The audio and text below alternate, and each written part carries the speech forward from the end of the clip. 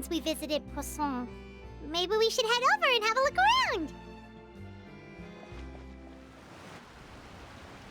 Hey, traveler, Paimon. Oh, Paimon knows that voice! Over here.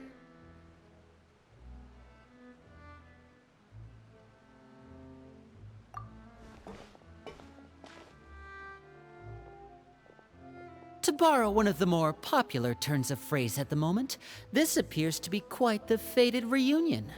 You can say that again. What brings you to Poisson? Wait, Paimon's got it! You must be here for one of your magic shows, right? Actually, we've run into a bit of trouble on the home front, so Father arranged for us to stay in Poisson for the time being. Oh, are Lynette and Fremine here too?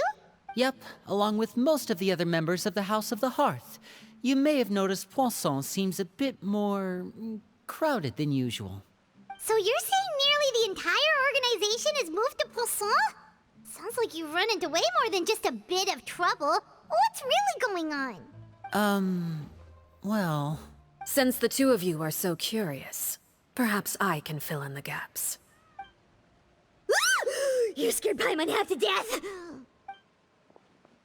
Father, you're here. You know... On second thought, maybe we don't need to know? It's all probably super confidential House of the Hearth stuff, right? No need to be nervous. I could sense your genuine concern from your conversation just now. Of course, I can also understand your confusion. Sending so many Fatui here to Poisson, it's only natural that some might suspect an ulterior motive to be involved. I understand. I'm well aware you've had your fair share of confrontations with the Fatui in the past. As for right now, however, I would say we have little reason to be at odds, wouldn't you agree? As for the issue at hand, well, it hardly relates to any ulterior motive. To be frank, it all stems from a certain rumor circulating around the House of the Hearth. What sort of rumor? A rumor that a certain phantom child is hiding away in the House of the Hearth. A phantom child? Ooh, just hearing the name is giving Paimon the creeps. A spirit that should have long ceased to exist is lurking in the shadows of the House of the Hearth. So I decided to bring the children to Poisson before continuing to investigate the situation. I expect I should be able to track down the spirit fairly quickly. If you're curious, or if you still have some concerns, it might be advisable to stick around for a few days. Lenny, I'll leave you to entertain our guests. I have some matters to attend to. Of course, Father.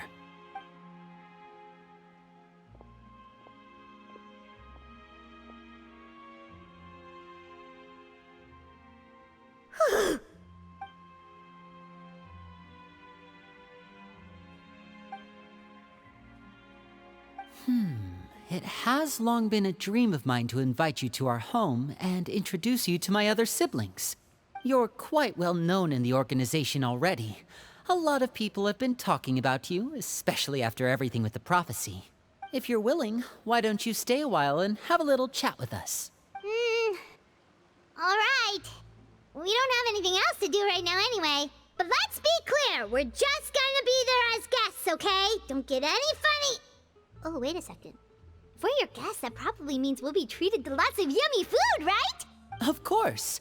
During our stay in Poisson, we've been helping out the locals with some fishing. We bring in quite the bounty every day. Let's go. I'll take you to where we're staying.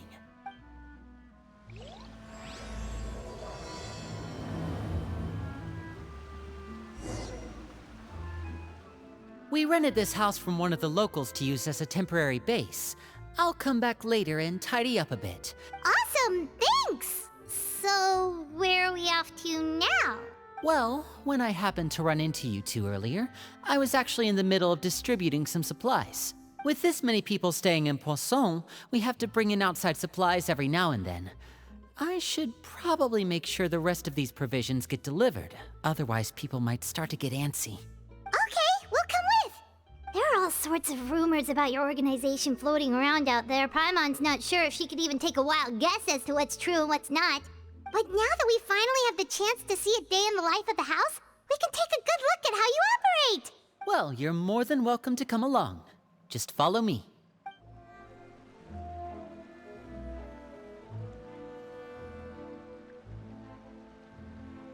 Linny! You're finally here. The supplies. I'm assuming you've... Brought them with me? Yep, here you go.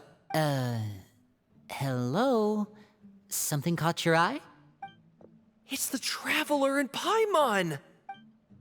No way! Come here, everyone! Hurry! The Traveler and Paimon are here! One at a time, please. Don't crowd around them all at once. Oh, it's all right! Gotta say, Paimon didn't realize we were this famous. Of course! Father and Linny have told us so much about you. Father told us about how you helped Linny. According to her, you're a trustworthy friend. And as far as she's concerned, that's pretty much the highest compliment we've ever heard her give. I heard the Traveler is so strong that she can move a mountain with her bare hands. I heard Paimon eats so much that she can clean out the entire pantry at Hotel de Boer in just 3 days. Wait a second! That's the rumor you heard about Paimon? Oh, not cool at all! Oh, wait. When guests visit, you're supposed to give them gifts and stuff, right? Oh, we don't need something like that. Besides, we don't have anything to give to you. Come on, we insist. I can give you some of my new potions. Just pick your poison. And by that, I mean medicine or actual poison. I've got both. Huh? Or maybe Shaplo can teach you guys about stealth. He's super good at it. He's never been caught. Ah, now that's not a bad idea. I know you usually prefer to fight head-on, but it never hurts to expand your bag of tricks, right? I was poisoned not too long ago, and I'm still dealing with the after effects. So I'm not quite as good as I was before, but I can still give you some pointers. Wait, when you said gifts, Paimon didn't think you meant poison and stealth tactics. But those are the best things we can give you. You don't like them? Ooh, how about this? Tell me the name of someone who really annoys you, and we'll teach him a lesson for you. All right, Fold, Selwar. I think that's enough suggestions for now. You don't need a physical gift to make our guests happy. In fact, pestering them with suggestion after suggestion might make them more annoyed than anything. Really? Awesome! It's been so long since we have had guests to play with. If there's anything you need, just let us know. Yeah, especially if it's poison or something. I've got all sorts of potions for that. Well, we'll talk to you all later. We've still got supplies to distribute. All right, see you later.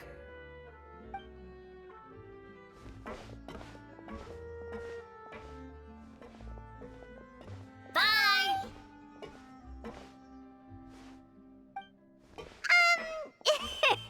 Lenny, about all that poison and stealth tactics talk just now. Scared you, did it? That kind of talk comes with being part of the House of the Hearth.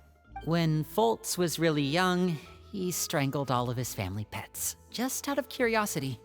He was labeled a dangerous problem child and was abandoned by his family. Elwar has an unnatural obsession with potions. Father has forbidden her from trying all the different concoctions she comes up with, but she still tries to test them in secret. Chaplot is around my age.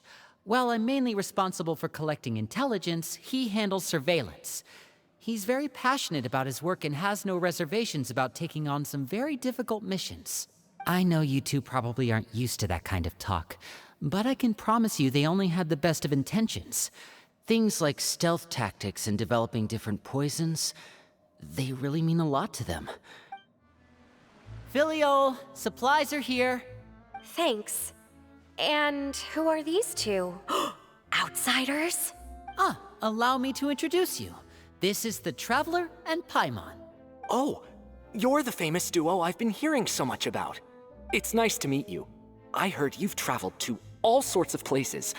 Is that true? Of course! We're making our way all across to that! Oh, good for you. You must be pretty familiar with Fontaine by now then. Have you seen the new opera that started running recently? I think it's called... The 4,000 Thieves? Oh, this is the first we've heard of it. It seems like it's going to be fantastic. From what I've been able to tell from the posters, anyway. Oh, and there's the Blind Maiden, too. That one is supposed to have audience interaction. Seems pretty interesting. After this mission is over, I think I'll go get a manicure. Oh, maybe I should dye my hair. Wonder how much it'll cost. Is it just Paimon, or do these two seem much easier to get along with than the others? Looks like the House of the Hearth has some normal members after all. I heard that. Oh! Oops. I'm guessing you're referring to Foltz and the others? Yeah, we're definitely not all like them. I bet those crazies are practically foaming at the mouth right now. I'm sure they just can't wait to get back to Snezhnaya to carry out the plan. That's enough, Filial. Don't talk about family members behind their back, right? Whatever. Let's go. Guess this is goodbye then. If you ever have some time, we should go see the opera together.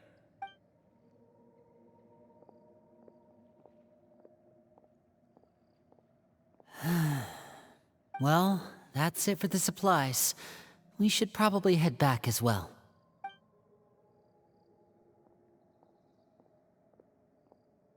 Well, they didn't seem too happy with each other. Seems like there could be something more going on here. You're right.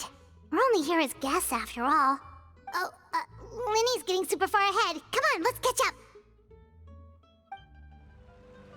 So, what do you think of the members you've met so far? Well, Father is always encouraging us to be strong-willed and independent. So if there's one thing we've got, it's people who aren't afraid to speak their mind. Well, I should probably get cooking. Wanna join? Of course! Then let's head out and... Fremine? What are you doing here? Well, Fremine! Nice to see you again! You too. I heard you're here as guests of House of the Hearth. Welcome. We were just going to make some food. Why don't you come along? I could use some help in the kitchen, and I seem to remember you mentioning you wanted to make seafood soup for the traveler in Paimon. Seafood soup? Oh, Paimon's drooling already. Were you looking for something just now, Fremine? Maybe I can help. It's nothing. I just wanted to see if there were any extra supplies. Yeah, we've got some left over. What do you need? Some food and water. And some clean cloth, if possible. No problem. Give me a second here. Food, water... Wait a minute. What do you need all of those for? You're not on any missions as far as I'm aware, and you were just going to come eat with us. So what's this all about? I thought I'd grab an extra portion because I get hungry at night. Could be because I'm growing, you know, and... Fremine, you remember what I told you? You're not like me. Your lying skills still need some work. Tell me what's going on. Is it really bad enough that you have to keep it from your own brother? Maybe it'll be better if we gave them some space. This is the first time I've seen that kind of look on your face. Whatever happened, does it have something to do with Father? Yes. Just follow me. You're back! Oh, and you've brought some friends with you this time. Hello, my name's Linny. I grew up in the House of the Hearth. And you are? Hi, Linny. I'm also a child of the House of the Hearth, just like you. You can call me Clairvy. Clairvy? It's nice to meet you. Does that name ring any bells, Linny? No, not at all. That's not a name we have on our roster, I'm sure of it. What I'm not sure of, though, is how she managed to sneak in. She must be the phantom child Father's been searching for. From the looks of it, I'm guessing you were the one that found her, Fremine. You, haven't told Father, have you? No, I haven't told anyone. I've just been keeping her hidden. For how long? About half a month now. So ever since we got to Poisson, then. Do you have any idea what you're doing? I know what I'm doing. Really? 'Cause from where I'm standing, it looks like you're hiding the very person Father has been trying to find.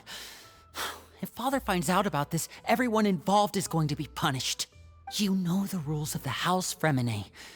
I know you do. Father doesn't tolerate any form of betrayal. So why are you doing this? I've thought it through. And I just can't hand her over like that. Linny, don't you remember last year? Sheplo nearly died after getting poisoned during that one mission. He wasn't able to get back before the poison started taking effect, and not a single person was there to help him.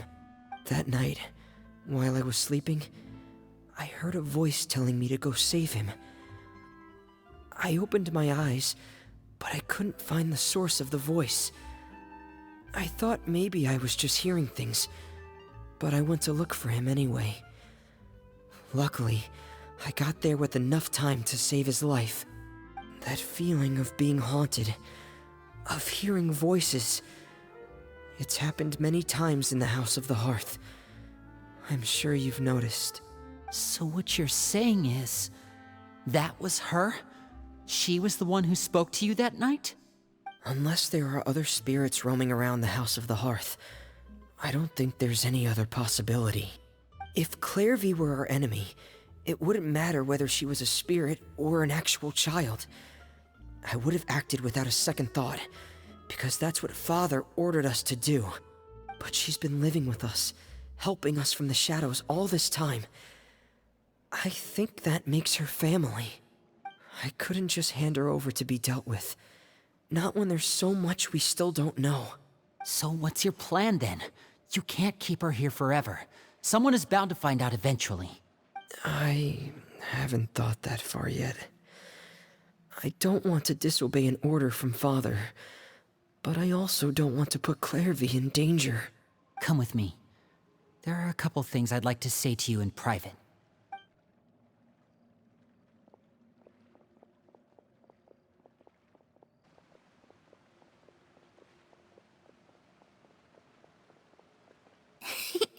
Those two sure care a lot about each other.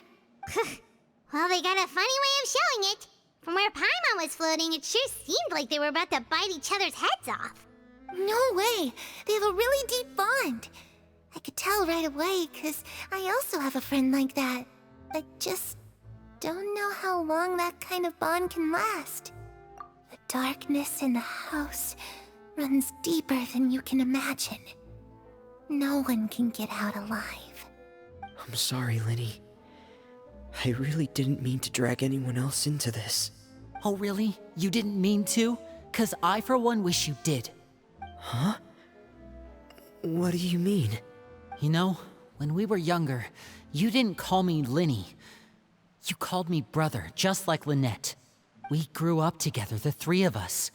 We were all orphans, all rescued by Father. Of all the siblings in the House of the Hearth, I think our bond was the closest.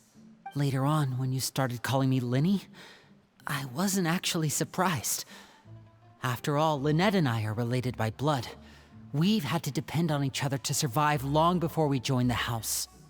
Linny, The darkest and most difficult moments of my life happened before you and I had ever met. I'm sure that's true for you as well. Even so, Fremine, we've stood by each other for all these years now, and to me, that means more than blood. You and Lynette are the most important people in my life. No one can replace you. So I won't let you face anything alone. Not if I can help it. Oh, looks like things are getting kinda heated between Linny and Fremine. Maybe we should go check on them. Oh, it's raining. I should put my clothes away.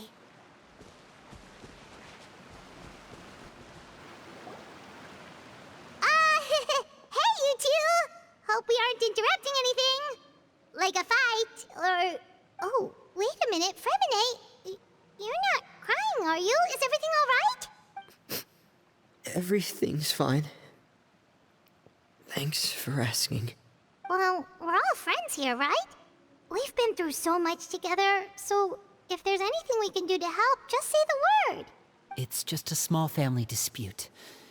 It's not something our guests should trouble themselves with. In fact, it might be better if your stay ended here. What are you getting at, Traveler? When guests are around, families are often on their best behavior. And any disputes are less likely to escalate. That's what you're trying to say, isn't it? I just... Thank you. I was really hoping to keep you out of it. But even if I could think of some other reason to turn you away, I'm not sure I could convince you. Me too. Well, back to the matter at hand then. If we don't plan on handing Clairvy over to Father, then our only other option is to solve the mystery of her identity before Father is able to track her down. That means finding out where she came from and what she's doing here. Then we can send her on her merry way and pretend like none of this ever happened. I've tried that already. And? And... nothing. I tried taking her somewhere really far away, but... after some time, she just reappeared. She even came with us all the way to Poisson. It seems like wherever the house is, she follows. I don't know much about spirits. Do you two have any ideas? Let's see here. Paimon remembers hearing something like, if you fulfill a spirit's last wish before they died, they'll let go of whatever's keeping them here and return to the ley lines. Oh, it's just that Paimon doesn't really remember where she heard that, so it's not guaranteed to work or anything. Well, sounds like it's worth a shot. Guess that means we should go ask her about her wish. But first, Fremine, I need you to promise me something. What is it? I need you to promise me that this will stay between the two of us. We're the masterminds behind this whole thing. No one else gets involved. Can you do that for me? Of course. I promise. All right. Then let's seal the promise just like when we were kids. Fist bump on 3. Ready? 1, 2, 3. I swear.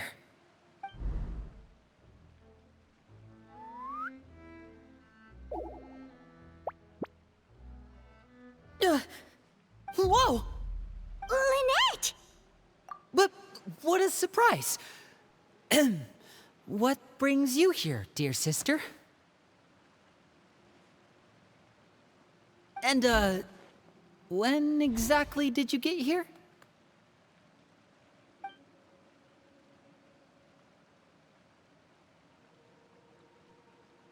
You're an idiot, brother. And you too, Fremine. You 3, Traveler. And you 4, Paimon. Wait, what did we do? I've seen Clairvy around the House of the Hearth before. I hadn't seen her in Poisson, so I figured she must not have come with us. But it turns out, you were just hiding her. I heard you talking about your plan. Rather than steering clear of the situation, I'd rather fully join in.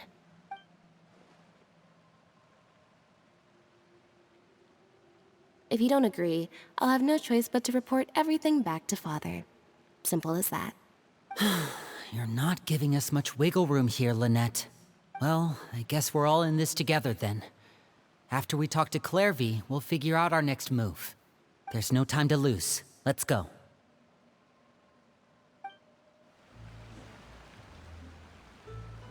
I'm full. Thank you for bringing me this food, you guys. She said she's full, but the food doesn't look like it's even been touched. That's right. Based on what I've been able to observe, it doesn't seem like Clairvy can interact with the physical world at all. Still, when she's presented with food, she'll always linger around it for a good little while. Maybe, in her mind, she really is eating those things. Does she know that she has already passed away? I've tried to ask her, but she didn't answer. My guess is that she's just as confused as we are. Or maybe she couldn't understand the question at all. Clairvy, if you've got some time, I'd like to ask you a few questions. Sure. Oh, another new friend. Hi, I'm Clairvy. Hello. Clairvy, how did you join the House of the Hearth? Huh? Isn't it the same for everybody? The Knave brings you here and then you can't leave. It's just that your name, it's not on the roster. And I've never seen you before. The roster? Oh, I get it now. I think there might be some things you don't know about this place. The people in charge, they're not as nice as they look. They say they keep a roster, but it's not complete. There are a lot of people who aren't on it, and never will be. In this house, some people are family, and other people are just test subjects. Those kinds of people aren't ever going to get a place on the roster, unless it's the roster of people who've been executed. Wait, does that mean the Knave... She... Is there anyone that can vouch for you? Perry, she's my best friend. She's the only one I trust in this place. Have either of you heard of that name before? No. Me neither. Clairvy, Perry. Neither of those names are on the roster. But it seems like she's telling the truth. Either that, or this kid's already got a bag of tricks bigger than mine. Maybe we should try a different approach. Clairvy, do you have a wish? A wish? It can be anything you want. Just imagine, it's your birthday, you're blowing out the candles, and your wish is...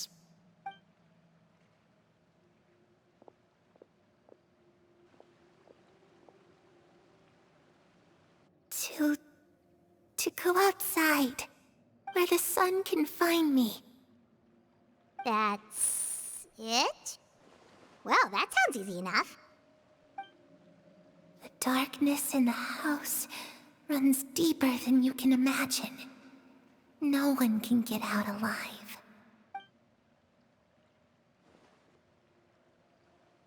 Okay, time to divide and conquer. Listen up, I've got a plan. I'll try and find a way to use basic illusory magic to take Clairvy outside and bring her somewhere with sunlight. Lynette, try and find the list of executions that Clairvy was talking about, and see if her name is on it. Fremine, you stay in Poisson. We can't be the only ones who've had run-ins with Clairvy. I need you to collect intel on everything she's said and done. Understood. I'll try my best. What about us? What should we do? I really appreciate your willingness to help, but this is a family matter. I don't want to drag you in too deep.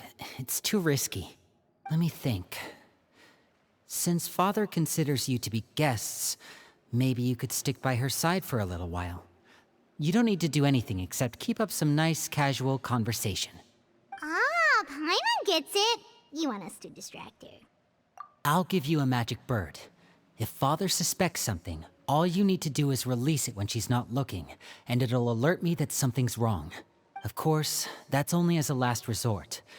If Father doesn't seem to notice us, there's no need to make contact. We'll reconvene here tonight after all's said and done. If the worst-case scenario happens and we're discovered, just tell Father everything.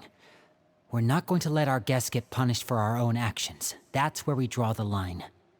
You too. Okay, this is where we part. Father should be at the beach nearby.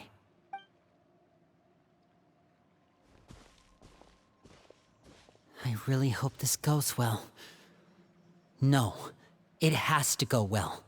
That's the only way this can get resolved. It's the Knave! And... child! Hey, aren't you supposed to be in Snezhnaya recuperating? What are you still doing in Fontaine? Oh, it's you two. I didn't expect to run into you here. I was unconscious for quite a while after the fight in the Primordial Sea. After I woke up, I realized I was being taken back to Snezhnaya, and well, I couldn't have that now, could I? Not when I've still got unfinished business here in Fontaine. So, I mustered up all my strength and made the journey back on my own. What sort of unfinished business are we talking here? It has to do with Skirk, my master. I really wanted to meet up with her, but by the time I got back, she had already left. I still have so many questions for her. Without any other leads, all I could do was ask the Knave to help me track her down. She must have left behind some traces from her time in Fontaine. Oh, okay, so have you found any clues? Unfortunately, no. While the House of the Hearth is adept at collecting all manner of intelligence, certain existences can still manage to escape our purview. Basically, unless Master feels there's a need to meet with me, she's not going to be found. But that problem has an easy fix. I just need to become stronger, and then... Paimon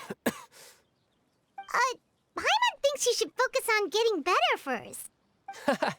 The worst of it is over. It's all thanks to that one kid from the House of the Hearth. Elwar, I think her name was. She gave me a bunch of random potions to drink. They didn't go down easy, let me tell you. Pain and chills all over. And that's good, because it looks like I really do have to head back this time. The old man's been putting the pressure on me. He sent someone to tell me I'm needed for some sort of project. Project Stuja? Yeah, that's the one.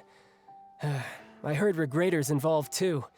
I'm not looking forward to having to listen to all his monologuing, that's for sure. Helping Linny and the others brush up on their fighting skills would be far more interesting.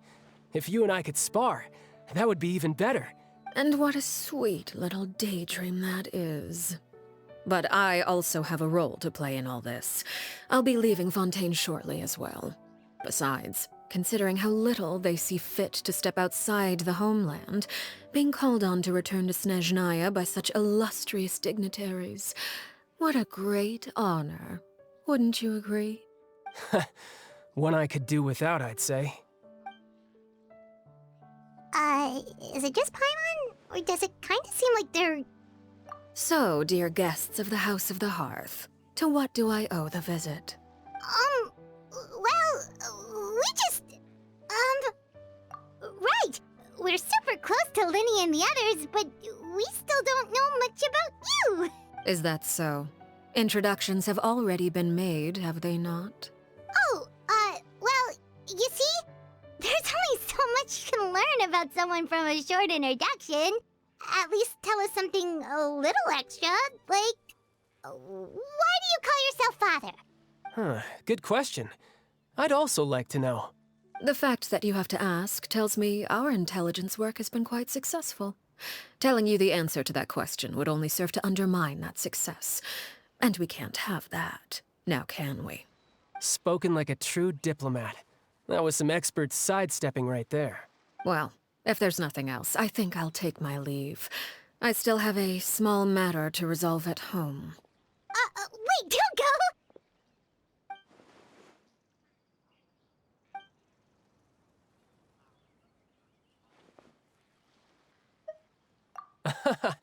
I'd also like to hear the answer to this.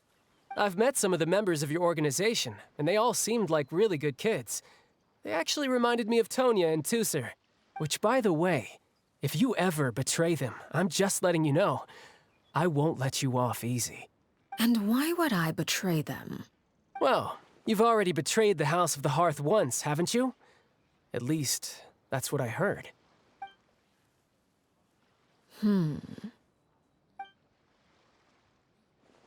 Okay, I admit. That's just what the old man told me. The rooster, I mean.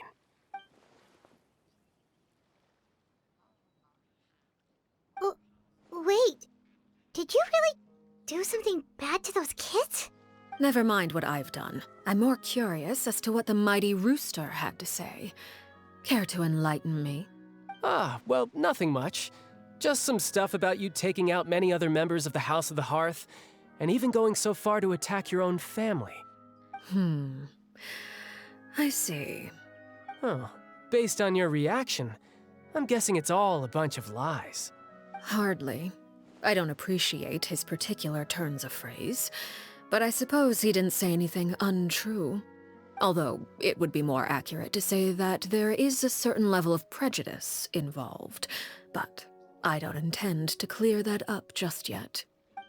Call yourself a Fontainian, for example, and people will assume all sorts of things, when the real truth is that this is simply the land where I was raised. Huh? You're not actually from Fontaine? But then why did you try to help out with the prophecy and everything? I was trying to protect the children born in Fontaine. Claiming that I myself was a Fontainian simply made it easier to operate. People would hardly suspect a fellow Fontainian of having any ulterior motives.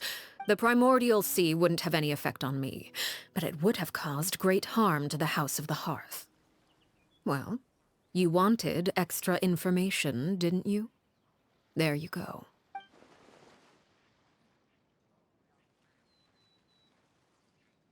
So, you stayed in Fontaine for the kids. I guess I was wrong to believe you'd betray them. Good. Like I said, I like it when others have misconceptions of me. Actually, while I was recuperating at the House of the Hearth, there was something else that really caught my attention. I heard that members always resolve disputes and arguments with a friendly spar, and the loser has to back down. Seems pretty cool if you ask me. Well, that's only a recent development. In the past, such spars weren't nearly so friendly. The losing party would lose everything, including their life.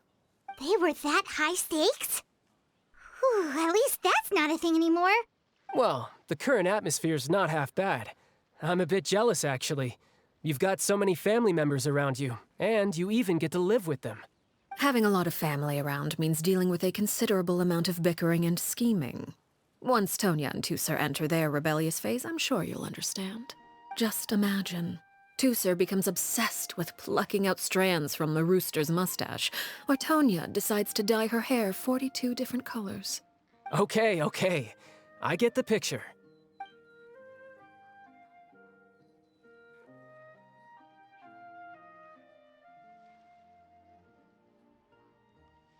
Well, would you look at the time? I should probably get going. Traveler, Paimon, I'm not sure where our paths will cross next, but the next time we run into each other, we should definitely try and find some time to spar. Again, maybe this is a conversation we can have when you look less like you're gonna keel over. All right. Well, thanks for everything, Arlecchino. No thanks necessary. You also played a part in obtaining the Gnosis. I would say we can call ourselves even. I like the sound of that. Well, I'm off. See you all some other time. We should probably get going too. Do you want to head back with us? Oh? You want me to leave so soon? Oh, well, you see, I'm rather enjoying the evening breeze. If you don't mind, I think I'll stick around for a bit. I have some things to think about. Apologies for not attending to you like a proper host. Please forgive this slight. I do hope you'll have a pleasant stay. we managed to keep her distracted until nightfall. Good thing Child was there to keep the conversation going. You don't think she suspected anything, do you? Oh, I wonder if Liddy ran into any issues. Let's hurry back and see how everything went. Oh? You decided to stay a little longer? Let's take in the ocean view together, then.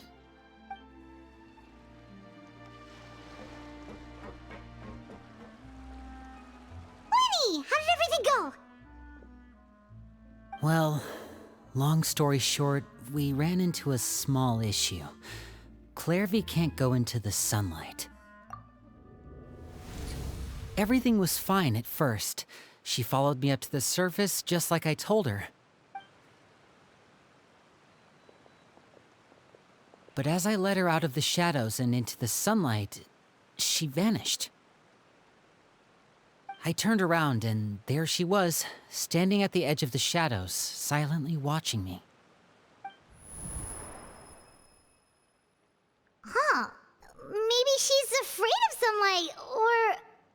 No, it wouldn't be her wish if that were the case. Well, we could always try pushing her into it. Oh, true. I've pretty much tried it all already. Nothing worked. Eventually, the sun went down, so all I could do was bring her back here. How did it go with you, Lynette? Good. I've got the list. It's right here. Really? Well, what are we waiting for? Let's take a look!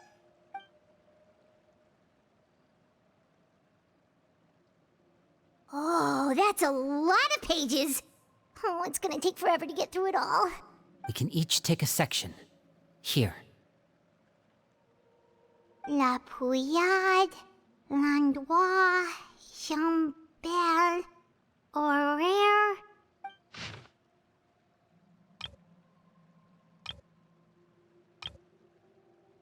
Oh, yikes. That Aurore guy has a huge scar on his face. He's kinda giving Paimon the creeps. Ah, I've met him before. The scar is from an injury he received during a mission. I still remember him joking with me about it. Did he say anything else? Well, I asked if there was someone he was interested in. He said no, and that's where our conversation ended. It was only later that I learned he really did have someone he liked. He risked everything to escape so he could be with her, but it didn't work. One day, Father asked to see him, and, well, I never saw him again after that. Wait, so that means the Knave, she... It may seem cruel, but it's just one of the rules of the house. Betrayal is not to be taken lightly. We know too many secrets to come and go as we please. So, if you do try to leave, you pay with your life. Her name's not here, huh? Well, that's not too surprising. It doesn't seem like this list is complete. It only contains records dating back around 5 years. Let's shift our attention then. Fremine, were you able to find anything out? Fremine. Sorry. I was thinking about something. I managed to talk to quite a few people, but I couldn't help but notice that the atmosphere in the house was a little... strange. Strange? Yeah, I mean, I know there have been arguments in the past, times when people haven't gotten along. Chaplot and Filial are a good example of that. Oh, those are two of the people that we met while delivering supplies. Paimon can see how they might not get along. They had very different vibes, and their, interests seem to be pretty different as well. That's to be expected, actually. Father brought us all here, shared her knowledge with us, taught us how to fight. That's one thing we all share. But that's also where the similarities end. Not all of us feel the same desire to stay here. As members of the House of the Hearth, we're also considered part of the Fatui. And to a lot of people, that's an identity they never asked for. Certain members get older and realize they want something else for themselves. But considering the rules of the house, most people would never say that out loud. People like Chaplot and Foltz are loyal to Father and her vision. They're proud to be part of the Fatui. Filial and Nantoy, on the other hand, well, they aren't quite as enthusiastic. These kinds of conflicts have always been there. It's not like Father is in the dark about any of this. Well, that's true. But it just feels like things have gotten worse lately. Filial and the others, it seemed like they were meeting in secret to talk about something. I can't say for sure, but I think they've met Clairvy. You think she's been inciting them to act out? No, not exactly. But I wouldn't be surprised if she said something to them about the darkness in the house and how deep it runs. She's told me about it before. Experiments being run on children. People being used as pawns on the battlefield without so much as the strength to survive. And they just believed all that? Without any evidence? Clairvy's words probably gave them the excuse they were looking for. Whether they actually believe them to be true is secondary. This is all because of Project Stuja, isn't it? Whoa. Hold on a second. What's this Project Stuja all about, huh? This is the second time it's come up now. Sorry, but I'm not sure of the details either. I only know what Father has told us, which is that it's something the Rooster and Regrader have been working on together. Apparently, it has to do with the Fatui's strategic plan for the future. Because the House of the Hearth was so successful in obtaining the Gnosis, we now have the honor of playing a key role in Project Stuja. Wait, but isn't that a good thing? Key role is just another way of saying dangerous role. To us, the whole thing is an inconvenience. Father thinks so too, but she's in no position to refuse. Their plan isn't exactly unreasonable, and they've been funneling the house a lot of funding. It's just that we'll lose a lot of members in the process. Participating in the plan, it's an honor in name only. What they're really trying to do is subdue us. The existence of an intelligence organization outside their control makes them feel uneasy.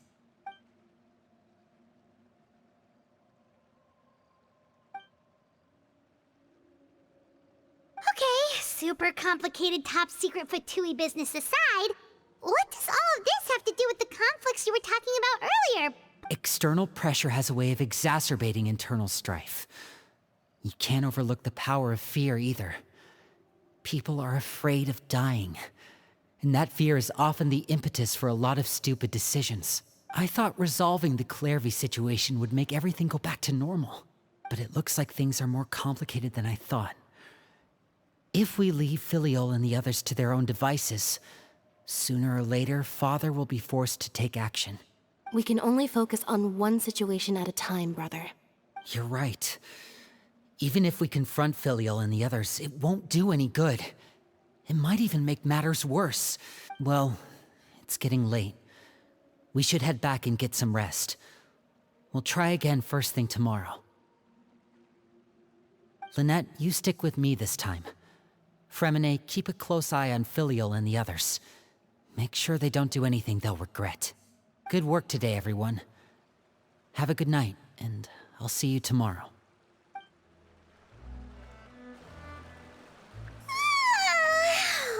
I'm always looking forward to an early night, but she can't sleep at all. Hey, you don't think the Knave will be too angry with Linny and everyone if she finds out about all this, do you? She's even scary when she smiles. If she were to actually get angry... You have to protect Paimon if that happens, okay, Traveler?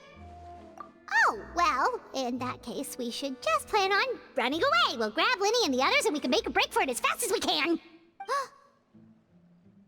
Look! Look over there! Quick, let's catch up with her before anyone sees.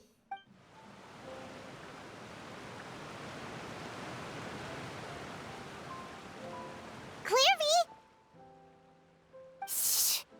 I opened the window while no one was looking. Look how pretty the outside is. If only I could have more than this. You probably think I'm being silly, huh? All this hopeless resisting? It's better to dream of what I could have than try to make it a reality, right? Please, help us get on the same page here, Clearvy. We need you to tell us what you know. Can you do that? Sure. Although, after you hear all this, I think you might regret that decision. Everyone in this family is nothing more than a tool. Something to be used and exploited. We're all expendable. Including me. As long as you're useful, you get to stick around. Lose your value, and you're handed over to the doctor, experimented on, and given a fate worse than death. I've seen it happen again and again, and I've had enough. You're saying the Knave did all that? It's just, that doesn't seem like something she would do.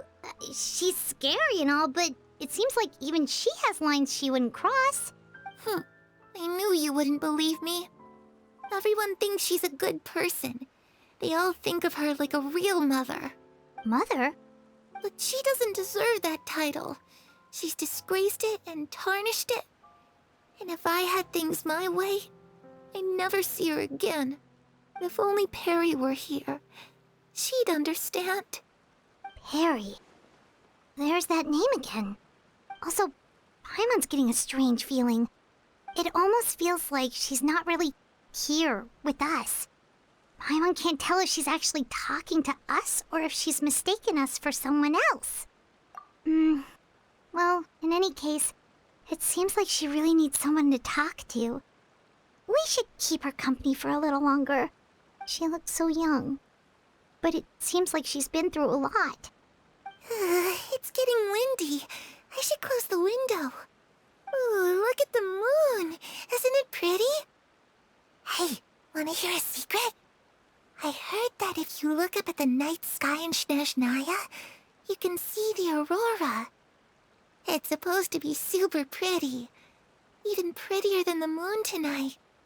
Perry and I promised each other that once we're older, we're gonna go see it together. But I can't find her. I'm worried she's also been... No, that wouldn't happen to her. She's special. Mother likes her a lot. I should really go talk to Mother, but we just fought. She doesn't want to see me, and I'm too scared to face her. What should I do?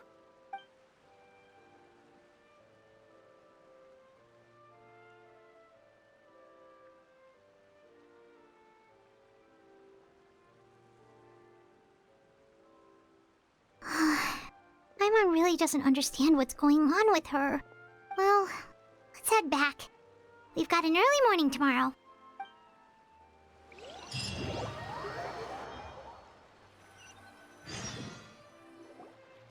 All right, looks like we're all here.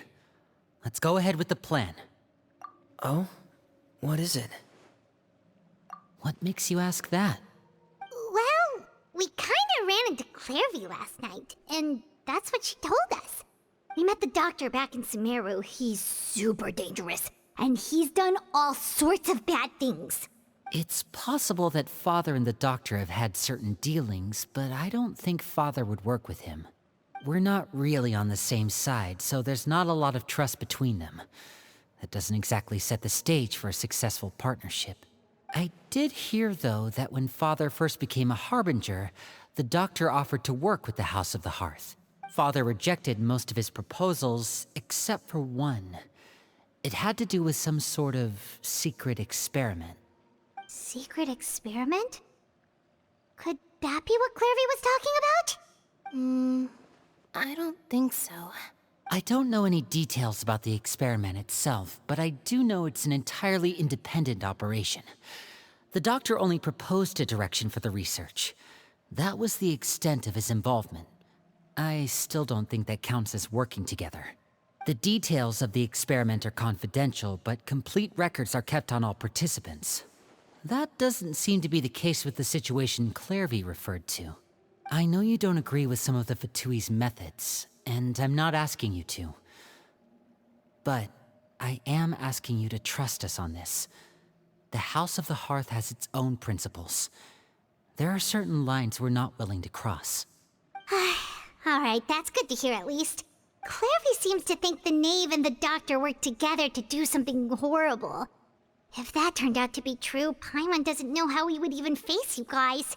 It's just that it doesn't seem like Clairvy is lying either. The easiest thing to do would be just ask the Knave directly, but Paimon doesn't think she'd tell us. Father didn't come back last night. She's probably still near the shore. We'll be counting on you to distract her. Lynette, you're with me. Fremine, you know what to do. Be on your guard, everyone. All right, let's get to it.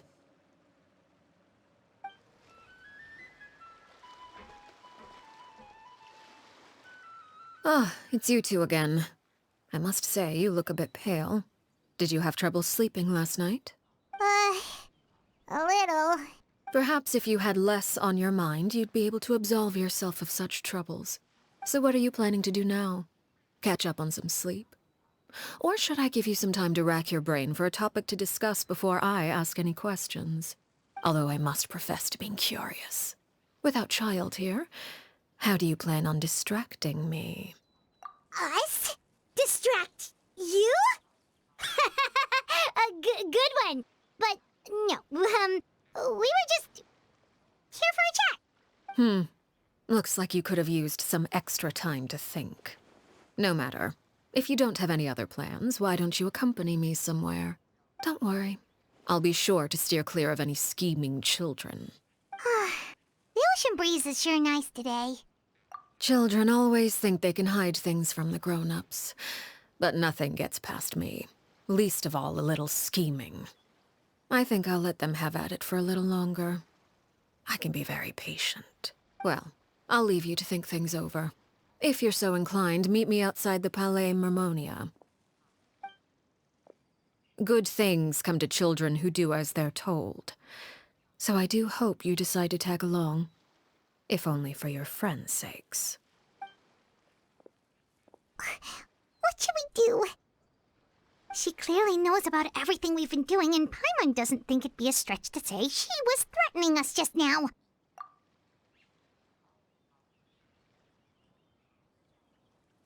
Oh, good idea. Hopefully he sees it in time. Well, we should probably head to the Palais Mermonia. Paimon doesn't want to find out what happens if we don't show up. Based on what the Knave was saying just now, it sure didn't seem like it'd be anything good. Okay, then we probably shouldn't keep her waiting. It seems like Linny and the others are on thin ice, so let's do our best to not get them in any more trouble. Seeing as we still have some time before my meeting, we might as well enjoy some pleasant conversation while we wait. I'm glad to see you get along with my children. Being surrounded by good companions is necessary for a child's development. You're not planning on doing anything to them, are you? I assume you're referring to Linny, Lynette, and Fremine. Although, there's that situation with Filial and Nentoy as well.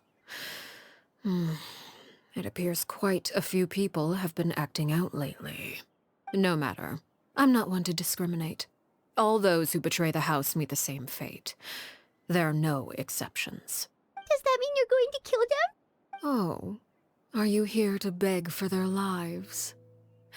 I'm sorry to disappoint, but the rules of the house change for no one. In my organization, everyone is responsible for their own actions. But don't you care about them at all? They really respect you. They even call you father. You must feel something for them. Any organization in which feelings come before principles is one destined for ruin. The House of the Hearth is hardly an exception. Perhaps I can offer you this consolation at least. As our guests, you two will not be held accountable along with them. I would imagine Linny, Lynette, and Fremine will be able to keep their lives. As for Filial, Nentoy, and the others, I'm afraid there's little I can do. They can try to escape, but once you know our secrets, there's no getting out alive. But that's awful. Ah, you seem concerned. Out of consideration for my guests, I suppose I could turn a blind eye for a little longer. If Linny and the others manage to dispose of Clairvy in the meantime, all evidence of their wrongdoing will be lost. In that case, I could hardly punish them for something I couldn't prove. If their efforts are unsuccessful, on the other hand, all will be held accountable. And the punishment will be severe. Of course. Oh, and here, I believe this belongs to you. Do try and keep better track of it next time. It takes a considerable amount of time to train a bird like this.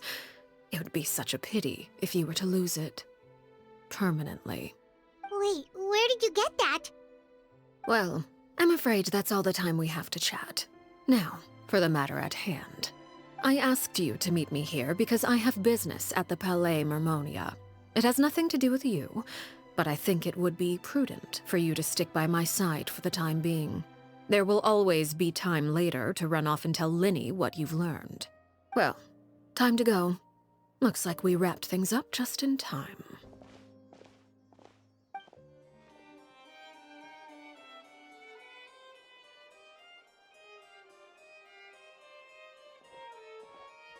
It's been a while, Monsieur Neuvillette. I must say, I wasn't expecting my meeting request to be approved quite so quickly.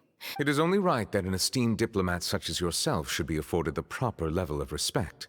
Although, if I may speak plainly, I must confess that I did not anticipate we would have the occasion to meet again after presenting you with the Gnosis. I see you brought the Traveler and Paimon with you as well. If I may inquire as to the purpose of your visit. I'll be departing Fontaine shortly. There is, however, an outstanding matter that I would like to see resolved before I go. It requires a rather lengthy explanation, I'm afraid. So I took the liberty of explaining everything in this proposal.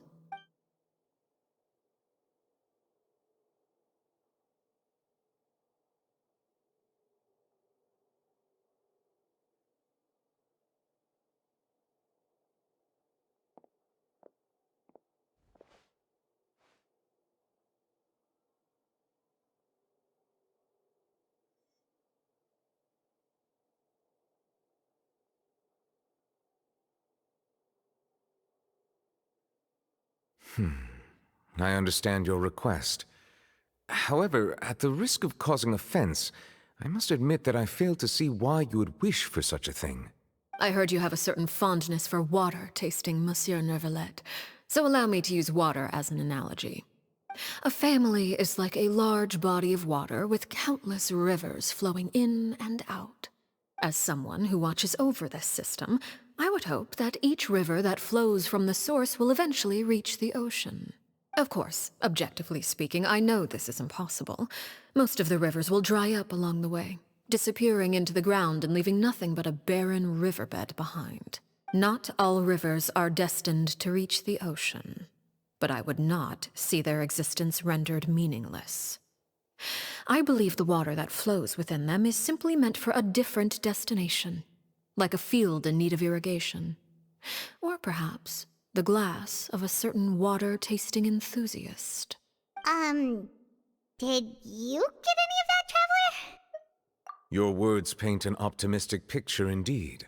Allow me to remind you, however, few among us are willing to sip from a glass filled with tainted water. It may have been tainted at one point in time, but not to worry. I'll make sure it's strained of all impurities and returned to its cleanest form. I seem to recall there being a transactional aspect to your proposal. Perhaps you could expound on that? If you accept my proposal, Monsieur Neuvillette, I will gradually withdraw my forces from Fontaine. And, unless absolutely necessary, I will no longer carry out any special missions within Fontaine. I presume I can take your words to mean that, in the future, cases similar to the Tartuffe assassination will cease to cross my desk? Tartuffe? Ah, that thief who embezzled funds from all those charities, you mean? Of course, if you accept my proposal, Monsieur Neuvillette, I'm sure certain measures could be taken to reduce the frequency of such troubles.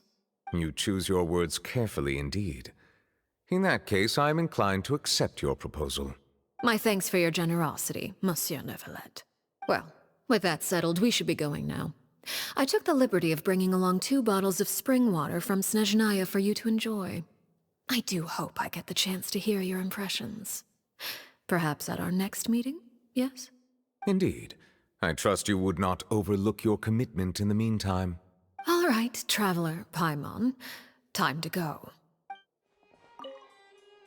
I believe I've told you before that my emotions easily resonate with those of others. Yet in the few meetings I've had with that Harbinger, I haven't been able to sense any aspect of her emotional state. Her mind is like a still body of water. Who knows what darkness lies in its depths, and the lack of ripples on the surface gives nothing away.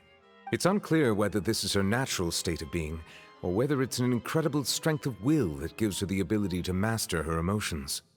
Either scenario, however, suggests she is a very dangerous individual. I do not expect an explanation as to why you two are by her side. Whatever your reasoning, I would only advise you to take caution.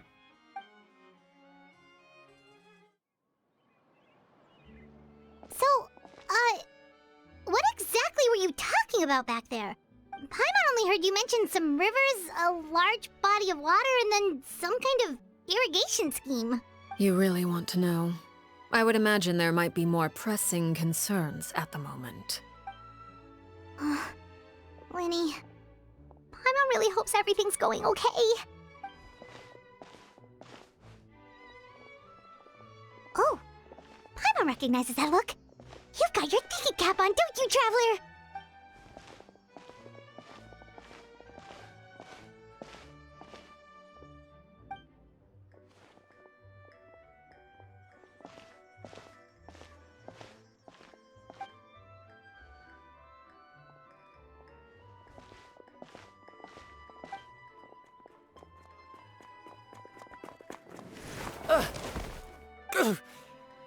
Oh, shoot. Are you alright? Oh, jeez, I'm so sorry. I was so focused on selling these papers, I wasn't looking where I was going. Well, let me make it up to you at least. Here, take this paper. On the house. Oh, you don't have to give us anything. Please, I want to. It's not like I'm short on supply. All the extras will be useless come tomorrow anyway. It's my fault, really. I was just trying to bring home some extra mora for the family, but I bit off more than I can chew. What's going on here? Nothing much. I just ran into your friend here on accident. I should probably get going, actually, so... Hold on. Of course, I'm happy to compensate you with mora, it's just... I don't have any on me at the moment. I'll take 3 papers. Here. Your payment. Oh! Thank you for your patronage. May the Archons bless you with good fortune. If only I had the chance to run into such generous customers every day. I should probably just take on a smaller inventory though, right? Well, now that my affairs are settled, we should take the boat back to Poisson. We've even acquired some light reading to enjoy along the way. Actually, why don't we stick around for a little longer?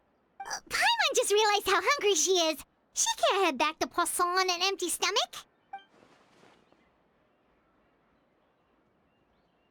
It appears you two are under the impression that delaying our return will somehow alter the situation in your favor. That being said, I could be persuaded to give Linny some extra time. I just have one condition. If you agree to my request, I'll even answer some of your questions. You're quite curious about Clairvy, are you not? And my relationship to her. Wait, why are you being so generous all of a sudden? You're not gonna ask us to do something bad, are you? You overestimate yourself. You don't have the talent for bad things. Then what can you possibly... The most important consideration in a negotiation is that both sides receive something they want. Demands and threats only get you so far. Wonderful. Here it is. When the time comes, make the choice that you deem most appropriate in the situation, and lend your help to the House of the Hearth. Okay, sounds normal enough. But what do you mean, when the time comes? When is that supposed to be? That is for you to decide. Then we have a deal. Follow me.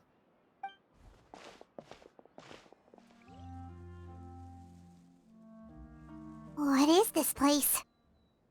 Somewhere long forgotten by everyone. It used to be a grand building. No one comes here anymore, nor does anyone care about what once happened here. Although, this place does have something to do with the story I'm about to tell you. It was before I became a Harbinger, and before Linny and the others joined the House of the Hearth. Due to certain events, I first killed Clairvy and then her mother. And this is where it all happened. You were the one that killed Clairvy? Patience now. Allow me to explain Clairvy's side of the story first. I'll start from the beginning. Clairvy was 6 years old when she was brought by her mother, Crucibina, to live in the House of the Hearth. From the outside, it seemed like a fairy tale. A thriving family made up of kind adults and friendly children. Crucibina was the Knave at that time, and the House of the Hearth was under her control. She was Clairvy's mother by blood, but she was also the mother to all the children in the house. Clairvy was happy here, for a time. But she quickly realized that being part of this family wasn't a fairy tale at all. It was a kind of purgatory. Purgatory? Exactly. The House of the Hearth takes in war orphans from all over Tevat. But as for how to raise them, that depends entirely on the person in charge. Crucibina came up with a novel idea. She would teach the children to fight. force them to duel each other, and then crown as the king of the house the child who proved themselves most worthy of inheriting her title. It's difficult to estimate the number of children who died or were maimed in the process. There's little I can say about the ones who died. The ones that emerged with permanent injuries, on the other hand, well, they still served a purpose. They would be handed over to the doctor to be experimented on, or sent away on dangerous missions. Nothing more than tools to be used and then discarded. So those were the experiments Clairvy was talking about. But what actually happened to her? You said that Clairvy was Crucibina's daughter, so if Clairvy tried to convince her to stop what she was doing, Crucibina probably would have listened, right?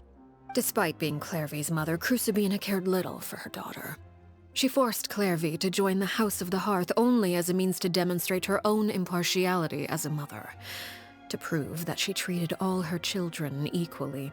Clairvy did try to convince her mother to change her ways, but it was to no avail. After her efforts failed, the only other option was to rise up and try to fight back. Unfortunately, the other children had already been thoroughly indoctrinated into the illusion of happiness Crucibina had created. Of course, there was one exception. Someone Clairvy's age who knew the truth about the House of the Hearth. Her name was Peruere. Wait, the friend that Clairvy mentioned? Friend, huh? I suppose we can call her that for now. Clairvy was a cheerful and passionate person with a tenacious spirit. Peruere, on the other hand, was rather cold-blooded. Her cold-blooded nature allowed her to see through Crucibina's facade. Yet, it was also this cold-bloodedness that prevented her from acting against it. At least at first. While Clairvy longed for freedom, Peruere was convinced that, amid all the fighting and violence, she would make it until the end. Despite their differences, the two became fast friends, united by their knowledge of the truth. Clairvy told Peruere that she hoped to create a real family, where no one would be killed or sacrificed. There may have been a certain naivete to her ideas, but Clairvy proved her determination many times over. She tried countless times to run away, ask for help, or expose the truth. But her efforts only earned her beating after beating. The only thing that kept her going was her strength of will. Even with her body racked with pain, she would still stand on her tiptoes and open the window at night. She and Peruere would look out at the moon together, a fierce longing for freedom shining in her eyes. But one day that light simply vanished. Oh no. What happened? Her hopelessness resulted from a culmination of things. 10 years had passed. 10 years worth of failure after failure. She and Peruere weren't children anymore, but finding any chance to escape still seemed as hopeless as ever. It was during this time that Peruere suggested a new plan. If escaping was out of the question, why not take down the very person sitting on top of this throne of lies? Mother herself. Clairvy rejected that proposal. She claimed that, as a famous harbinger, Crucibina possessed an unimaginable amount of power. Trying to kill her would have an incredibly low chance of success. Clairvy never gave another reason, but Peruere could see it written all over her face. Clairvy still thought of Crucibina as her mother. Killing her own flesh and blood was a line she couldn't bring herself to cross. If she couldn't escape and fight back, then only one option remained. Precisely. Death was the only way that she felt she could be free. It happened during a duel. When she arrived at the dueling ring that day, her partner turned out to be none other than Peruere, the very person that had stood by her side all those years. It was a fierce battle, but ultimately, Clairvy decided to let Peruere end her life. From that moment on, Peruere's journey was one written in flames. When the rain finally came and washed it all away, there she stood, the sole victor in Mother's endless game of slaughter. A trail of corpses strewn across her path to success. It was the very result she had predicted 10 years prior. Even then, she believed she would make it until the end. She wasn't surprised by the fact that she emerged as Mother's undisputed heir. Rather, her success left her with an inexplicable sense of restlessness. She was unsettled. And there was only one thing that could quell that sensation. Perhaps you two would like to take a guess as to what it was? Crucibina, you mean? But... Correct. This is the place where Peruere killed her best friend. A mere year later, this is also the place where she fought tooth and nail to kill the mother they shared. The moment she acted, any conception of what was right or wrong ceased to matter. It's one of the principles of the house. Only those who survive get to write the rules. Peruere won the battle, and became a harbinger herself. After which Her Majesty, the Tsaritsa, bestowed upon her a new name. Arlecchino. So the Perry Clairvy was talking about... It was you all along. You're Peruere. Arlecchino is just a name you got later. I left that name behind long ago. I must say, hearing it now does bring back memories. After I defeated Crucibina, the moniker of Mother died with her. I chose to forego the title she called herself, and even chose to give up my own name. I rebuilt the House of the Hearth under a new identity. Not only as Arlecchino, but as father. And that is where the story ends. Any more questions? Yeah. Based on what you just told us, Clairvy wasn't a little kid when she was killed. So the Clairvy we met... Was she really a spirit at all? I suppose you could call her an illusion born of flame. Her existence is like ashes to a fire. Something left over in the wake of blaze and ruin. You see, a certain power runs through my veins. It's not unlike a curse. My flames leave behind shadows of anything they consume. Of course, the chances of those shadows morphing into a sentient entity are exceedingly slim. Clairvy is a very special case. Clairvy died when she was 16 years old, but what emerged from the flames was her 6-year-old self. Her appearance wasn't the only thing affected. Most of her memories were lost to the blaze as well. Memory is a mysterious thing indeed. Losing a portion of your memories will alter your sense of self. No wonder Paimon got such a weird feeling when we were talking to her. Perhaps I should put it this way. Clairvy is someone trapped in time. It may seem like she exists with us in the present, but she truly lives in the confines of her own past. So if all of that is true, then you must have known about Clairvy for a long time. Indeed. She's a rather volatile and unstable entity. Sometimes she would look after the children. She's even saved some of their lives. But other times, she would hide from me and become obsessed with revealing the truth about the house to anyone who will listen. Shadows don't have the capacity to learn or grow. Any new information they encounter is quickly forgotten over time. Your attempts to expose Clairvy to sunlight. They failed, yes. The reason is actually quite simple. In Clairvy's mind, the house is impossible to escape, and it is this very perception that traps her there. But no matter. All I have to do is kill her again, and all will be resolved. I don't anticipate so much as a single speck of ash will be left behind this time. Wait! Paimon can understand why you might want her gone, but isn't there another way? So what if she's trapped in her 6-year-old self? She's still your friend! At least talk to her first! It's too late for that. She broke the rules, and now she must be punished. That goes for Filial and Nantoy as well. She's had quite the effect on them. I hope you understand the difference between Crucibina and myself lies in our formulation of the rules, not our policy for enforcing them. Is this really what you want to do? Whatever could you mean? Don't you want to say a proper goodbye at least? Whether as a killer or as a father, there are two things that must be avoided at all costs: anger and sorrow. Anger makes you impulsive. Sorrow causes you to waver. Well, it appears it's about time to proceed. Before we arrived, I told some of my well-behaved children to bring our troublemakers here by nightfall. I do believe I've kept my end of the deal. I gave your friends quite a bit more time. As for what happens now, we'll just have to wait and see.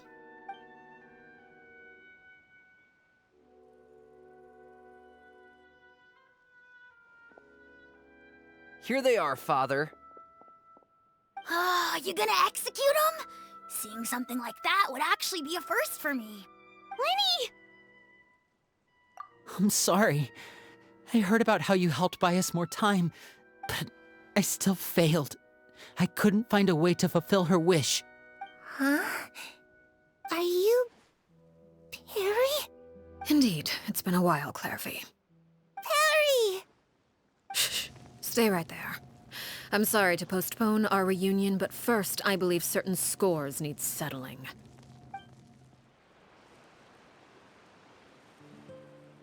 Father, let me explain. Out of my way. Father! You chose to conceal a threat to the house. And for that, you must be punished.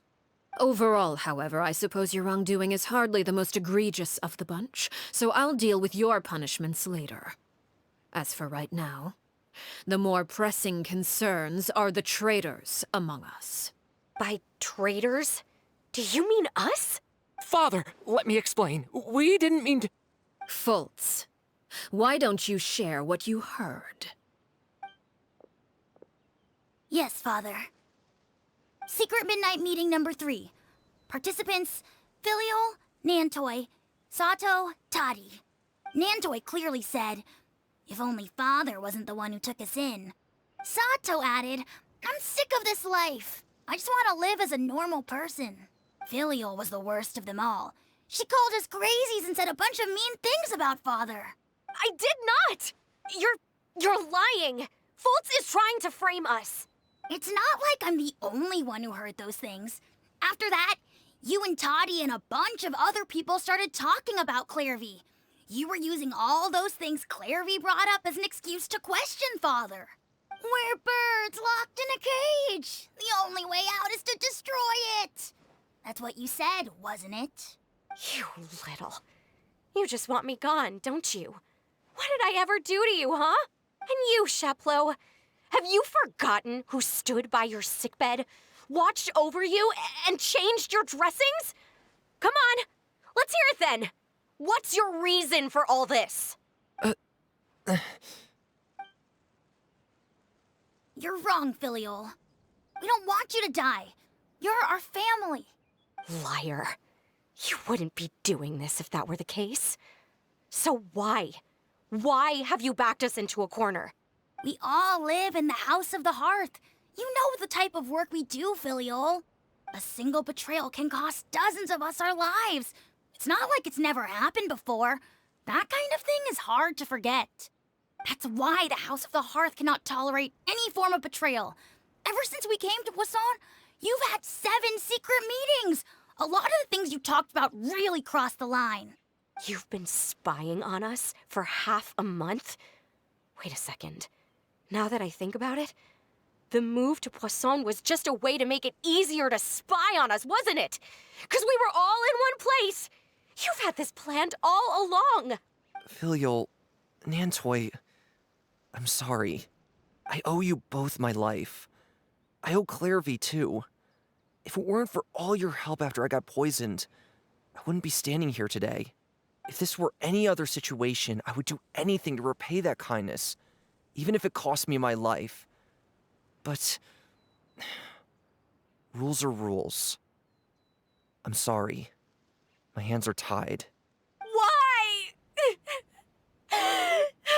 Why? That's enough, Filial.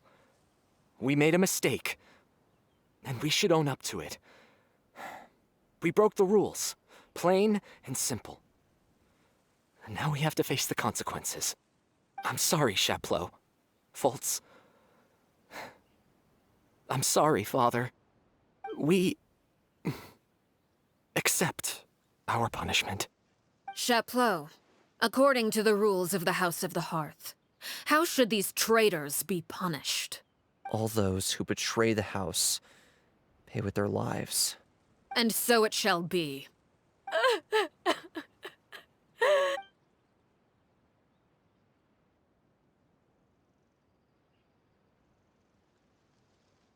Father, please wait!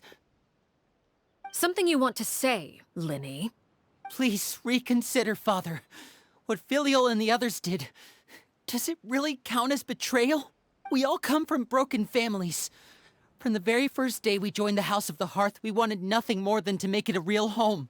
But the truth is, none of us know what a real home should look like. I'm not saying I have all the answers. All I know is this. Killing Filial and the others may uphold the rules, but doing so will only bring us further away from being a real family than we've ever been. So please, Father, please, reconsider. I agree with Linny. Father, please. Linny, you... I also agree with Linny. An order once given cannot be rescinded. However, given the extent of your determination, I suppose we shall have to go about this a different way. Draw your weapons and face me. Our weapons? Father, are you referring to a duel? Precisely. The rules of the house will not be altered. Traitors must be punished. However, resolving disputes with a duel is also one of our rules, one that also applies to me. Demonstrate a sufficient showing of strength, and I shall offer a concession. Wait. Beat Father in a duel? Impossible. Father is way too strong, even for Lenny.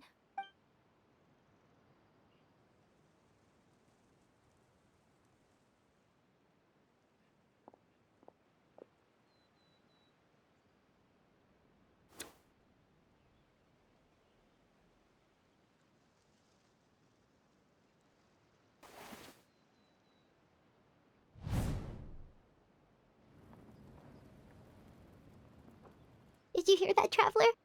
Lenny and the others have to duel the Knave. What should we do? Can they really win something like that? If they lose, those people from the house are really gonna be executed. Hey, are you listening? Don't you want to say a proper goodbye at least? Anger makes you impulsive. Sorrow causes you to waver.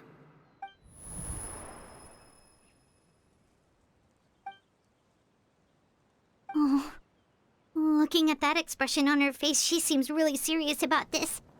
Guess that means there's no chance she's throwing the duel on purpose, huh? When guests are around, families are often on their best behavior. And any disputes are less likely to escalate. When the time comes, make the choice that you deem most appropriate in the situation, and lend your help to the House of the Hearth. What's wrong, Traveler? Hey, where are you going? Traveler? You're asking to join the duel against the Knave? I'll allow it. We do have a ready-made dueling ring at our disposal, after all. All I would advise is this. Keep a firm grasp on your weapon, and give it your all. Any less, and you may just lose your life.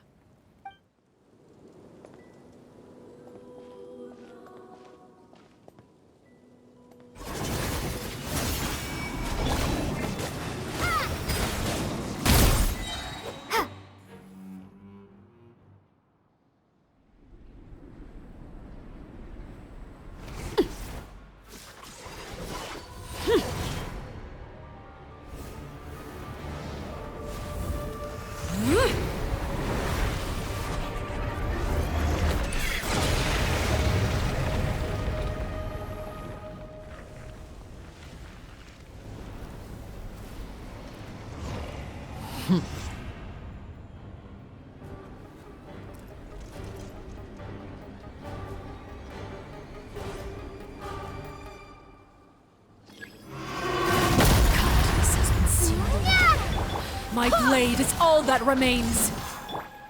One with nature. Shine down, or you shall perish.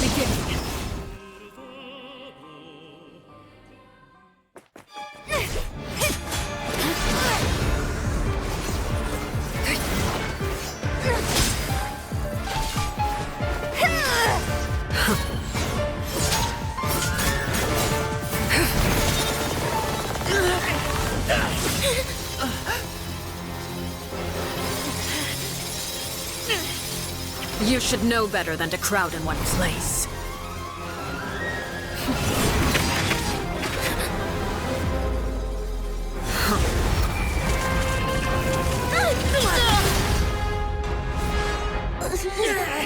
Oh, I know. No! I'm sorry, Father!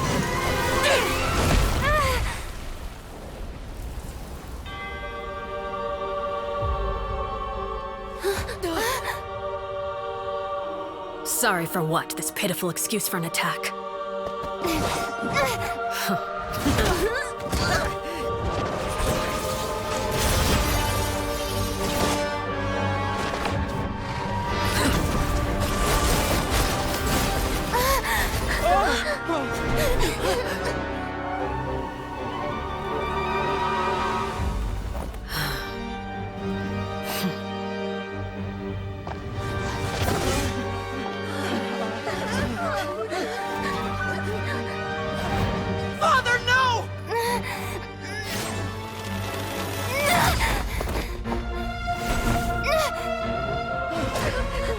Made it out, did you?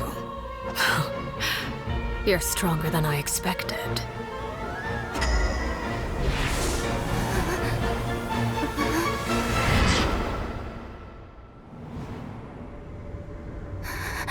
A crimson moon. I can't move.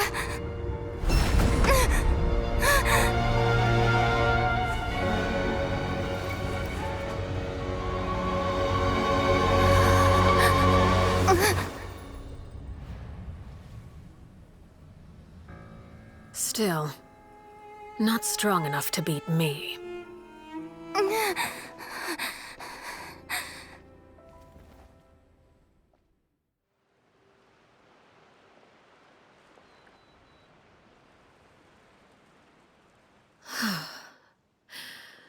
I believe we can end things here. It's not often that we get to enjoy the company of guests, after all. We wouldn't want things to get too out of hand. Brother, are you all right? Lenny, given that I am the victor of this duel, as agreed, the punishment stands. No! I never thought things would end like this. However, everyone involved in the duel demonstrated a remarkable level of strength and determination. In light of this, I'm prepared to change the method of execution. Elwar, the bottled flames I gave you for safekeeping. Do you still have them? Yes? I wasn't sure what they were for, but I've kept them super safe. I didn't lose a single one. Wonderful. Then, in just a moment, I'll have you administer them. Bottled flames? Indeed. They're the product of a secret experiment. Under certain special circumstances, flames can be extracted from my person and preserved. Once ingested, searing pain will spread across every inch of your body. No harm will come to you physically, but your memories will be burned away. If you can withstand the pain. When you awake, you'll have forgotten everything you know about the House of the Hearth, and will be expelled from the organization. In other words, administering this concoction will kill the version of you that grew up in the house, and give you a new identity.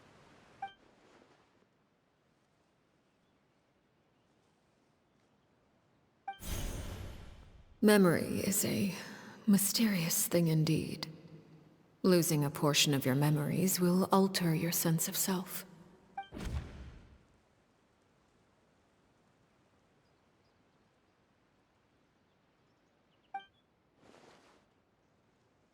So, you're just letting us go, Father? You misunderstand. Memories are extremely important. Once consumed by flame, the version of you standing before me will die, and our secrets will die with you. So no, I don't intend to just let you go, because the person who survives will be nothing but a stranger. Even so, I won't have to live in fear anymore. I'm sorry, Father. I'm sorry I let you down. But I really... Don't cry, Filial. You haven't left the house yet, so there are still rules to be followed, yes? Remember what I taught you. Anger makes you impulsive, sorrow causes you to waver. Don't let yourself be controlled by your emotions. Of course. I'll remember. Dry your tears, and go pursue the life you really want. Yes, Father. Chaplot, Fultz, Elwar, take them back to Poisson. And bring Linny and the others as well. I prepared 3 extra vials of bottled flames. As for whether to take them, the choice is yours. Goodbye, children. The next time we meet, I will no longer be your father. Thank you for all you've done for the house. I hope you have bright futures ahead of you.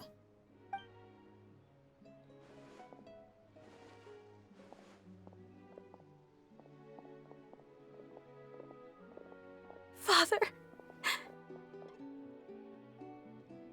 Let's go.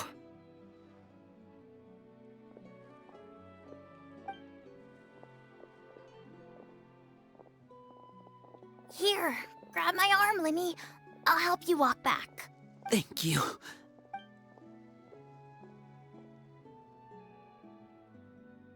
Clairvy.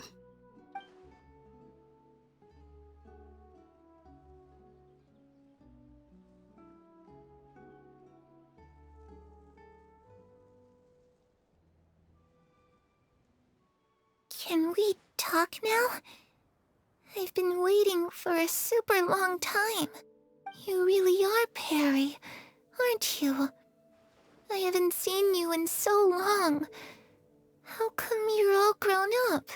Wait, did I somehow travel to the future on accident? Or am I dreaming? What a long dream. Neither.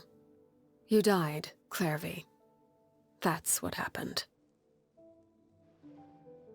You could have at least sugarcoated it a little. Look, she's done speechless. Oh. Okay then. Huh? That's it? You accepted it just like that? Yep. If that's what Perry says happened, then I believe her. Perry wouldn't lie to me. Plus, I don't really need to know why I'm like this. I'm more curious about what happens in the future. If you're a Harbinger now, Perry, that means Mother is gone, isn't she? Can you tell me about it? I want to know what happened to her. And to me. You never stopped trying to defy fate.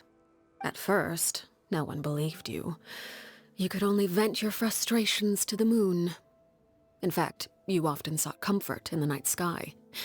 You wanted to see the aurora, so one night we promised each other we would go to Snezhnaya to see it together. Later on, you tried to run away, but you were brought back each time. Mother spared your life, but it wasn't out of kindness. Instead, she decided to make an example of you by slowly torturing you over time. That way, the other children would know what happens to traitors. Still, you never gave up. Mother hoped that through ruthless duel after ruthless duel, she would be able to crown an ultimate victor among the children she raised. But you called on everyone to unite, to fight to a draw in order to reduce casualties. Your efforts may have only delayed the inevitable, but still. You gave them hope. You tried everything you could think of, but every attempt ended in failure. Still, You never turned your sword on Crucibina, and you never turned it on me.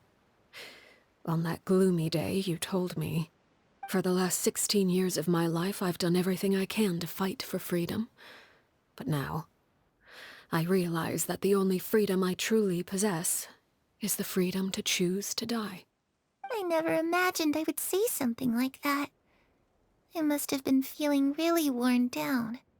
But somehow, I still think I understand. According to Mother's plan, only one of us was going to make it until the end. And I always hoped that person would be you. If I could do it all over again, I still don't think I would make a different choice. Even when I first met you, I knew you'd be able to do what I couldn't. Is that so? Even now, I'm not sure I truly understand what kind of freedom you are trying to pursue. But as the head of the House of the Hearth, and as the children's father, I've tried to give them the most basic of freedoms. The freedom to choose their own fate. It's something I discussed with the Iudex of Fontaine. The children who want to leave the house will have their memories wiped clean of all secrets pertaining to the organization. In return, they will be allowed to live a normal life in Fontaine without being prosecuted for their past. Of course, I won't simply hand freedom to them on a silver platter. They have to fight for it and prove themselves worthy of it. Only freedom that is earned has true value. That's more than enough. That's exactly the kind of life I was fighting for. You know, Perry, I think you're a pretty amazing king, and a really great father, too. I'm really happy that you're the one who took over the house. I guess I do have one regret, though. I still haven't seen the outside world. Well, it just so happens that our dear guests over here have been to many nations and traveled to countless places. Perhaps they would be willing to tell you what the outside world is like. Really? Of course! We've traveled all over the place. We've got so many stories, we could probably talk your ears off for 3 days straight. You know, I used to dream of being a bard, playing the lute while singing into the winds of freedom. Even if there was no one there to listen, I would have continued to sing no matter what. Ah, that's where Mora comes from. I never knew that before. If I had some Mora, I would buy 3 new dresses. One for me, one for Perry, and one for Mother. It's just too bad Perry doesn't like wearing dresses. And Mother, well, she probably wouldn't accept something like that either. I guess I'd just have to keep them all for me then. I could wear a different one every day. Those yokai you mentioned, what do they look like? I once saw a drawing of this one guy with horns on his head and a super scary face. Are there any yokai like that? Oh, sounds like you're talking about an Oni. Yep, we've met one, and let Paimon tell you, they're not nearly as scary as they look. I was always too afraid to skip Mother's fighting lessons. But at the academia, I bet you could do all sorts of secret things in class. Things that have nothing to do with studying. I'm just kidding. Being able to study whatever you want without having to fear for your life actually sounds pretty great.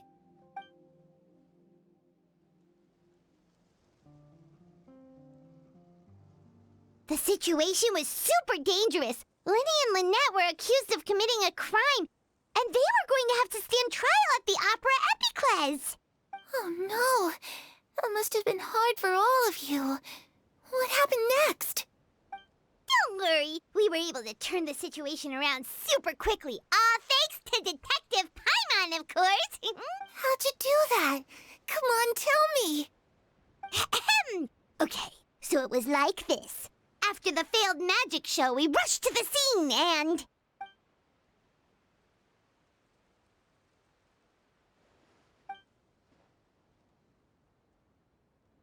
Shadows don't have the capacity to learn or grow. Any new information they encounter is quickly forgotten over time.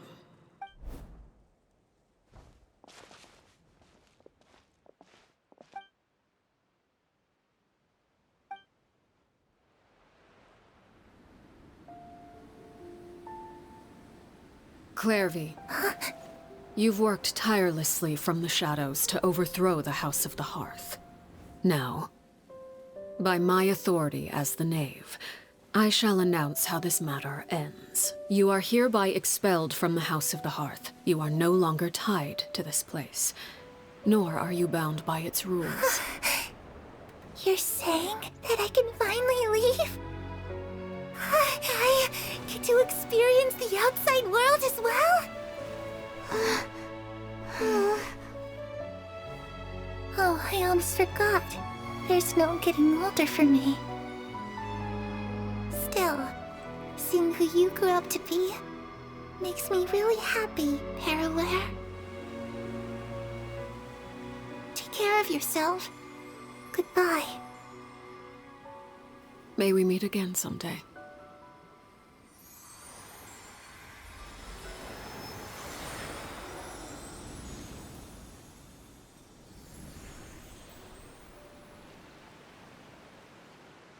Clairvy. She left so soon. Paimon didn't even get to finish her story.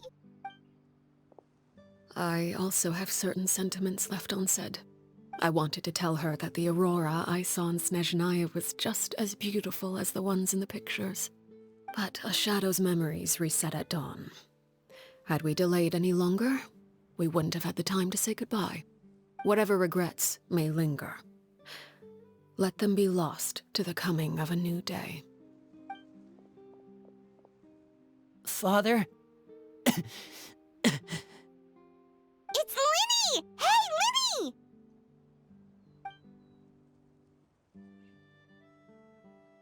What is he doing back here? Let's go check it out.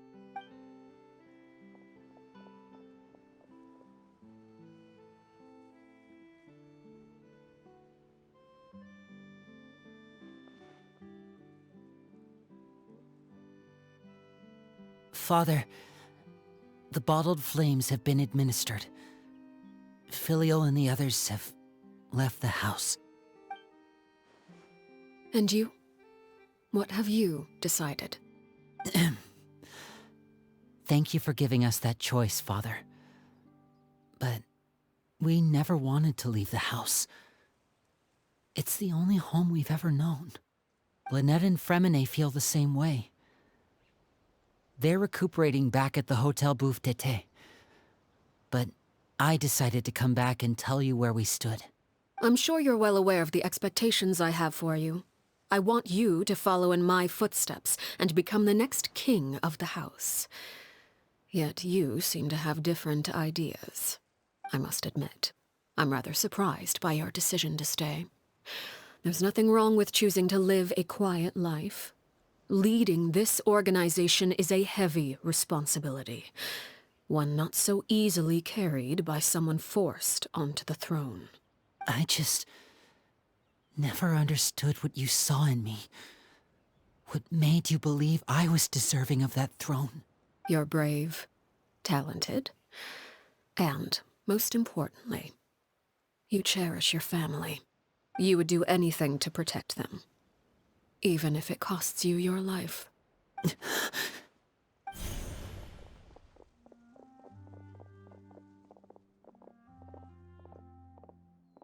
Speaking up back there was so brave of you, Lyney. It's all thanks to you that we were able to convince Father to back down.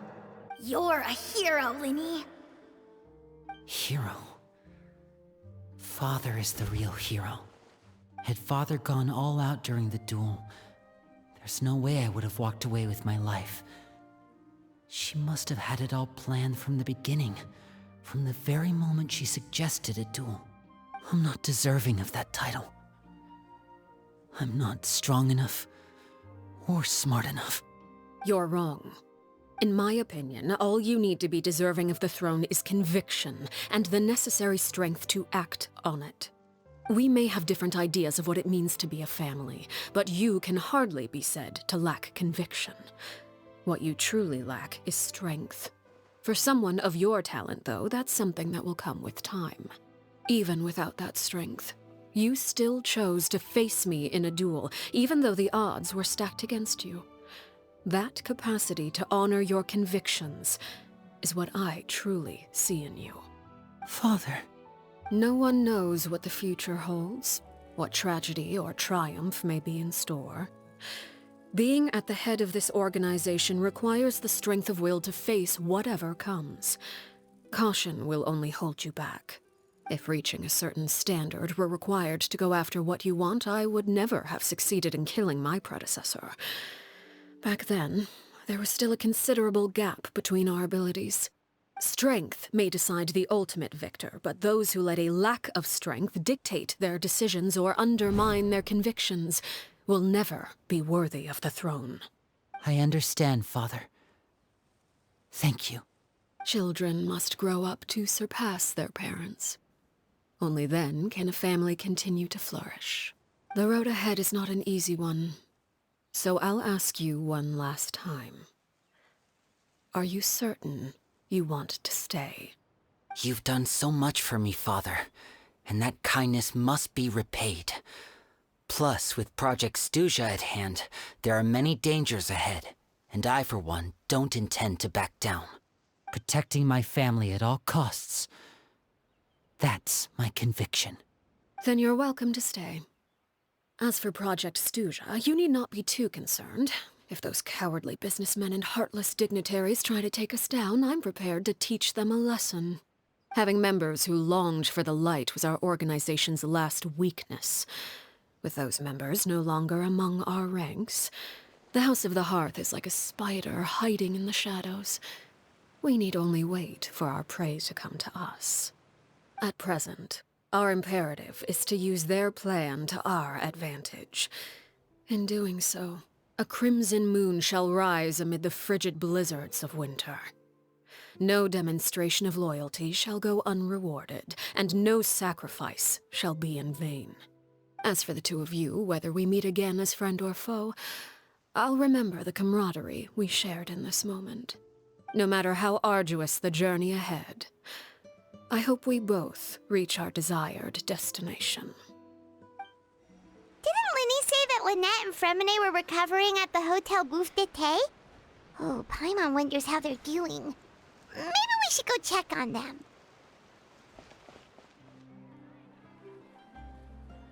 Lynette? Fremine? How are you feeling? Much better. Whew, what a relief. What about you? Are you feeling all right? I knew you'd come out unscathed. Us, on the other hand, well, we've been bedridden for 2 days. Oh, and I wanted to ask, is Clairvy gone? Linny and the other members have left Poisson and returned to the House of the Hearth. According to him, there haven't been any more sightings of a spirit roaming the house. I see. I'm glad. Father came to check up on us 2 days ago and told us about what happened with Crucibina and Clairvy. Actually, I've met Crucibina before. Wait, what? You've met the former Knave? Crucibina died a year after Clairvy. It was during the year between their deaths that I joined the House of the Hearth. Crucibina had an extremely cruel and radical way of doing things. While she was alive, the atmosphere in the house was suffocating. When I joined, though, the experiment she valued so much had already come to an end, and all the people involved, dead and injured alike, were gone. A couple of months after I joined, Father killed Crucibina and burned all her files. With that, the names of all the people subjected to her experiments, Clairvy included, were lost to the flames, along with the painful memories they represented. Father took in Lenny and me a couple months after that, but she never mentioned anything about Crucibina or Clairvy. It really seems like something she was planning to keep to herself. The last time you talked to her, did she mention why she kept it a secret for so long? She said she didn't want us to be affected by the darkness of the past. She was worried we'd develop a false sense of gratitude towards her if we knew about it. The foundation of a family should be free of any corrupting influence. Whatever happened in the past, it has nothing to do with who we are now. And that's what Father told us in the end. But I still thanked her for everything. It was only after hearing about what Crucibina did that I finally realized how insignificant our lives could have been. The members of the house meant nothing to her. To say that she valued them in any way, even just as a tool, would probably be giving her too much credit. If Father hadn't taken over the House of the Hearth, I probably would have already... Father rarely brings up the fact that she saved us. She doesn't believe that being indebted to her should be what ties us together. But even if we didn't owe her anything, we would still choose to stay. Because this is our home. We may have arguments or times when we feel wronged. Some people may even choose to leave. But as long as Father is here, we will always have a home. Whether the path before us is bathed in sunlight or shrouded in shadow, we'll follow Father wherever she chooses to go. So I wanted to say thank you for helping us make it through this crisis. Without your help, we could have lost a lot more along the way. Oh, we didn't do anything, really. Of course. You're welcome anytime. Are Filio and Nantoy okay? I actually saw them at a cafe this morning. They didn't recognize me. From what I could tell, they were drinking coffee and talking about one of the operas that started running recently. They seemed happy.